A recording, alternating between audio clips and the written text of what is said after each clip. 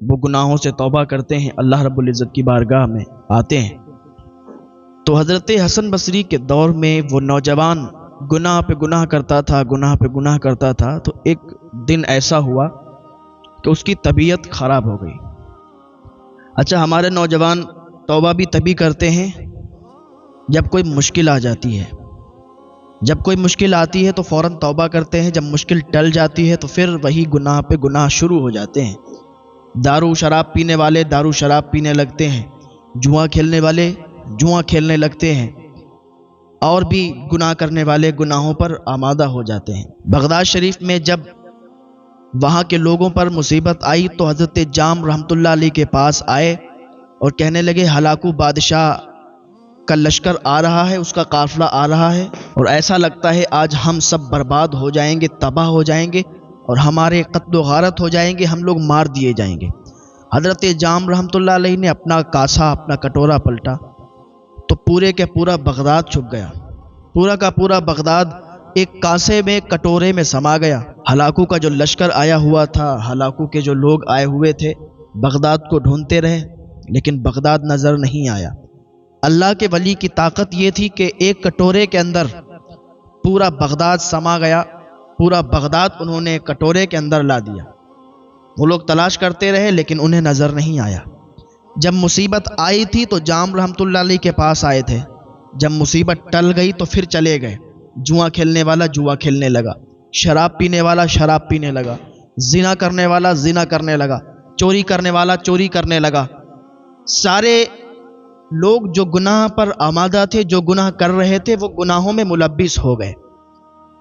ایک وقت پھر ایسا آیا کہ ہلاکو بادشاہ کے وہ کارندے، وہ اس کے سپاہی پھر آ گئے، اپنے ہاتھوں میں ننگی تلواریں لے کے بغداد کی طرف بڑھنے لگے۔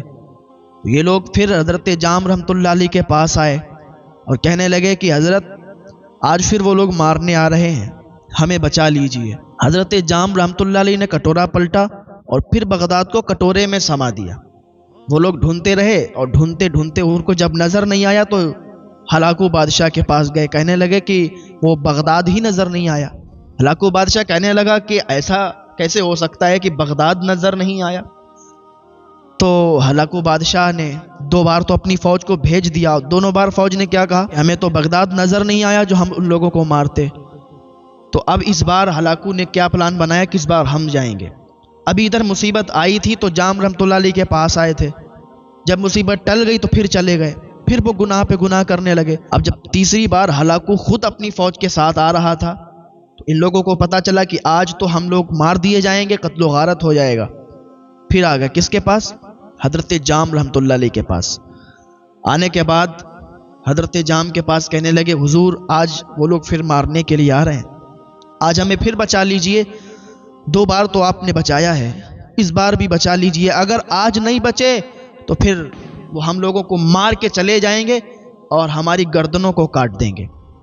حضرت جام رحمۃ اللہ علیہ نے اپنے کٹورے کو اٹھایا اور اپنے کٹورے کو پلٹنا چاہا۔ ابھی پلٹنا چاہ ہی رہے تھے کہ پلٹنے جا رہے تھے کہ آواز آئی، جام اب تم ایسا نہیں کرو گے، انہیں 2 بار بچایا ہے تم نے، 2 بار انہیں مہلت دی گئی ہے لیکن پھر بھی یہ باز نہیں آئے۔ پہلی بار تم نے بچایا، توبہ انہوں نے کی اور توبہ کر کے یہ سب نکل گئے، لیکن پھر کیا کیا؟ پھر یہ گناہ پر گناہ کرنے لگے، پھر گناہ میں آمادہ ہو گئے، گناہ میں ملبس ہو گئے۔ دوبارہ تم نے بچایا، پھر یہ گناہ کرنے لگے۔ جب تم بچا رہے تھے تب یہ توبہ کر کے تمہارے پاس آ جاتے، اور جب مصیبت ٹل جاتی تھی تو یہ چلے جاتے تھے، پھر گناہ کرتے تھے۔ آج پھر آئے ہیں اور آج مصیبت ٹل جائے گی تو پھر چلے جائیں گے، پھر گناہ پہ گناہ کرنے لگیں گے، اور پھر اگر مصیبت آئے گی پھر تمہارے پاس آئیں گے۔ تم کب تک ایسے کرتے رہو گے؟ کب تک اس طریقے سے تمہارا یہ چلتا رہے گا؟ کب تک ایسا کرتے رہو گے؟ حضرت جام نے اپنے کٹورے کو اٹھا لیا، نہیں پلٹا۔ کیا ہوا؟ نتیجہ یہی نکل کے آیا، ہلاکو بادشاہ اپنی پوری فوج کے ساتھ آیا اور سب کو چن چن کے مارا تھا، سب کو چن چن کے مارا تھا کہ جب ہم پر مصیبت پڑتی ہے، جب مصیبت آتی ہے تب ہم لوگ توبہ کرتے ہیں، اور جب مصیبت ٹل جاتی ہے تو پھر گناہ پہ گناہ کرنے لگتے ہیں، پھر وہی جرم وہی کام شروع کر دیتے ہیں۔ تو میں بات عرض کر رہا تھا اس نوجوان کی، حضرت حسن بصری کے دور میں جو نوجوان تھا وہ کیا ہوا کہ بہت زیادہ گناہ کرنے والا تھا، بہت زیادہ گناہ کرتا تھا، گناہوں میں ملبس تھا۔ ایک دن کیا ہوا کہ اس پر ایک مصیبت آن پڑی، یعنی اس کی طبیعت خراب ہو گئی، اور طبیعت بہت زیادہ خراب ہوئی۔ اس سے چلا نہیں جا رہا تھا، تو اسے بالکل جب یہ کمزوری محسوس ہوئی اور ایسا لگتا ہے کہ میں بچوں گا نہیں، تو اسے اللہ یاد آیا۔ اللہ پاک کی بارگاہ میں رو رو کر گڑ گڑا کے وہ اللہ سے فریاد کرنے لگا، اے مالک، اے پاک پروردگار عالم، اے اللہ عز و جل، تو ہماری مدد فرما دے، ہمیں گناہوں سے معاف فرما دے، ہمارے جتنے بھی گناہ ہیں ہمیں معاف فرما دے۔ آج کے بعد کبھی کوئی گناہ نہیں کروں گا، آج کے بعد کبھی کوئی بھی گناہ کے کام کے قریب نہیں جاؤں گا، آج سے میں سچی توبہ کرتا ہوں۔ اللہ پاک نے اسے شفا عطا فرما دی، وہ ٹھیک ہو گیا۔ جب ٹھیک ہوا تو پھر وہی گناہ پہ وہ لگ گیا، جو گناہ اس کے تھے، جو گناہ کر رہا تھا اسی گناہ میں ملبس ہو گیا، گناہ پہ گناہ کرتا رہا۔ ایک دن کیا ہوا، پھر اس کی طبیعت خراب ہو گئی، اور ایسی طبیعت خراب ہوئی کہ پہلے سے زیادہ اس کی طبیعت خراب ہو گئی۔ پھر وہ اللہ رب العزت کی بارگاہ میں گڑ گڑانے لگا، اے پاک پروردگار عالم، تو نے ایک بار معاف کر دیا ہے، ایک بار اور معاف کر دے۔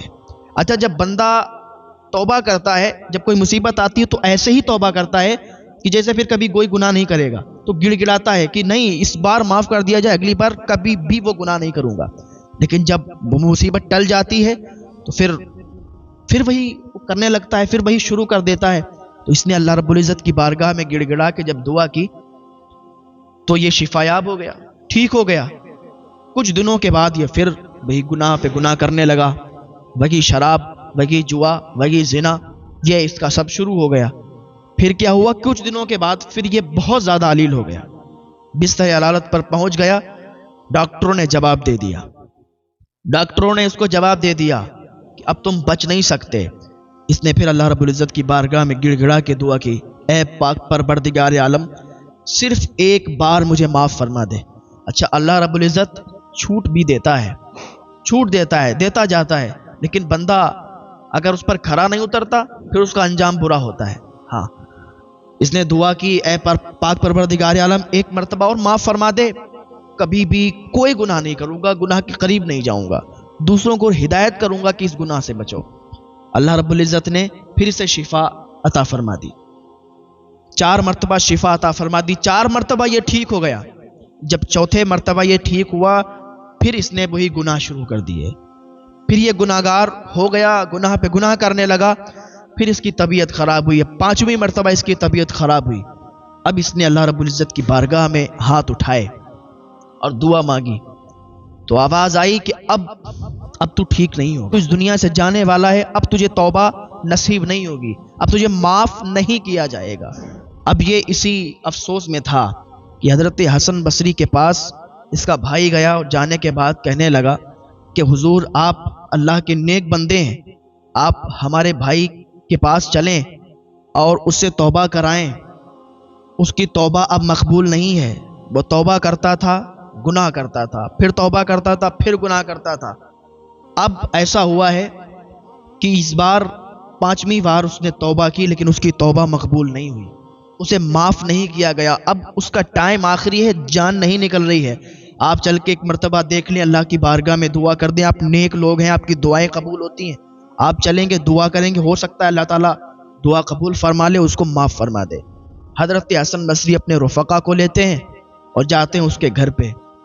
جانے کے بعد اس کے پاس جا کے کہتے ہیں، اے شخص، اللہ کی بارگاہ میں دعا کر، توبہ کر۔ اس نے کہا، حضور، اب میں کتنی بھی توبہ کر لوں معاف نہیں کرا جاؤں گا۔ کہا، کیوں؟ کہا، میں نے ایک بار توبہ کی، اللہ نے معاف فرمایا، گناہ شروع کر دیے، پھر توبہ کی، مصیبت آئی، اللہ نے معاف فرما دیا، مصیبت ٹل گئی، پھر گناہ پہ گناہ شروع کر دیے۔ 4 مرتبہ توبہ کر چکا ہوں، اب 5ویں مرتبہ ہے۔ اب جب میں نے توبہ کے لیے ہاتھ اٹھائے، اللہ کی بارگاہ میں توبہ کی، تو پھر کیا ہوا؟ معاف نہیں کیا گیا، معاف نہیں کیا گیا۔ آواز آئی کہ اب تو معاف نہیں کیا جائے گا۔ تو حضرت حسن بصری اپنے رفقا سے کہتے ہیں کہ چلو بھائی چلو۔ حضرت حسن بصری چلے گئے تو اس نے اپنی ماں کو بلایا اور کہنے لگا، ماں، یہ دیکھو حسن بصری تھے، یہ اللہ کے بہت محبوب بندے ہیں، شاید کہ یہ میری طرف سے اللہ رب العزت سے نا امید ہو گئے ہیں، اس لیے چلے گئے، لیکن ماں، اللہ کی رحمت سے نا امید نہیں ہونا چاہیے، ماں 4 مرتبہ اللہ نے مجھے معاف فرمایا ہے، مجھے امید ہے اپنے رب سے، مجھے امید ہے اپنے رب کی ذات سے کہ وہ مجھے معاف فرما دے گا۔ ماں میری ایک شرط ہے۔ اس کی ماں نے کہا بیٹا کیا ہے؟ کہا ماں میں بہت گناہگار ہوں، میں نے توبہ اللہ رب العزت کی بارگاہ میں کر لی ہے۔ جب اس نے یہ الفاظ کیے تھے نا کہ اللہ رب العزت کی ذات سے مجھے امید ہے، اور جس کو اللہ تعالیٰ کی ذات سے امید ہوتی ہے تو پھر اللہ تعالیٰ اسے معاف فرما دیتا ہے، کہ لا تقنطوا من رحمت اللہ، اللہ کی رحمت سے نا امید نہیں ہونا چاہیے۔ تو اسے امید تھی اللہ کی ذات سے کہ اللہ تعالیٰ اس بار بھی اسے معاف فرما دے گا۔ تو جب یہ الفاظ اس نے دہرائے تو اللہ تعالیٰ نے اسے معاف فرما دیا۔ جب معاف فرما دیا تو ماں سے کہنے لگا ماں جب میں مر جاؤں نا، جب میں مر جاؤں تو میرے گلے میں ایک موٹی رسی کا پھندا لانا، پھندا ڈال کے مجھے کڑھیلنا، اور پھر اللہ کی بارگاہ میں دعا کر دینا، میرے لیے دعا کر دینا تاکہ میں بخش دیا جاؤں، تیری دعاؤں کے صدقے سے بخش دیا جاؤں۔ تو جب اس کا انتقال ہو گیا تو اس کی ماں موٹی رسی لائی، اور رسی لا کے اسے جب کڑھیلنا چاہا تو گھر کی چاروں طرف کی دیواریں آواز کرنے لگیں، اے خاتون تو اس کے گلے میں رسی نہ ڈال، اس کے گلے میں رسی نہ ڈال، بلکہ یہ اللہ کا محبوب بندہ ہے اور اللہ تعالیٰ نے اسے بخش دیا ہے۔